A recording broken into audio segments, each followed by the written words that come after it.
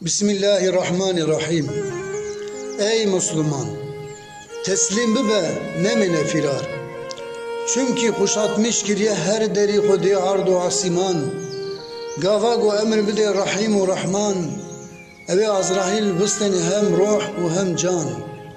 Eğer gotu teslim ne bu be mabe firar. Nizanım eve ki tehlas bikeş ve azabı nar. Ey Müslüman! Eğer gotu be desmeş u bel mecbe, be şükür be sabır be, be rasti u be roji be, jde u bave khora be saygı be, u jirane khora be sevgi be söz be adalet be, nefsan khora bin dest be, u jdine khora şist be, ji hakira nizam be, u jna qancira uzman be ahlak u be haya be takva u be iman be.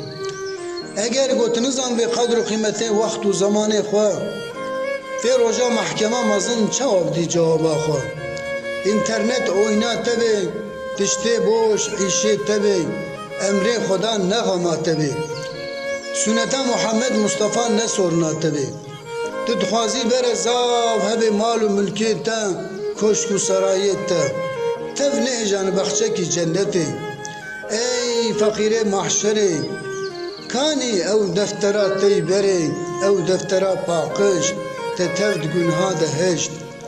Eğer gotine ve kanciyata u başiyata, eve Rabbi İzzet-i çipkeş bejnu balata. Te biçuru iş peygamberi ümmeti fazı şefkati, te biçuru iş Xuda alim fazı cenneti. Te hiç düşünmüş nabi ahireti, dur bibeş fitne u gıybeti.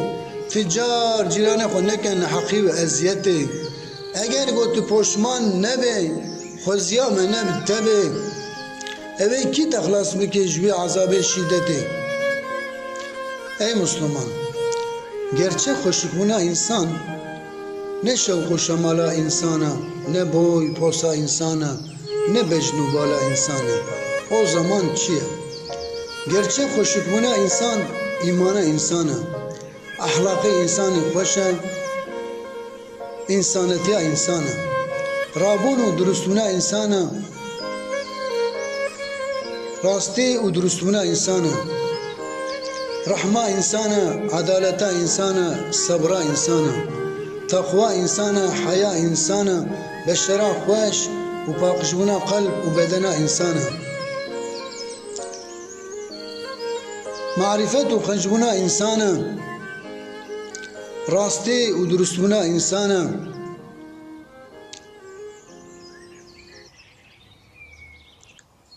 şarazabun u afıkırna insana, jbuna hakiye anlayış u samimiyeta insana, amele insanı kanca, sevgi u saygıya insana, tabiatı insanı hoşa, likarşı iblis, berxodana u serhildana, gerçek hoşukbuna insan, u delalbuna insan ji avanana.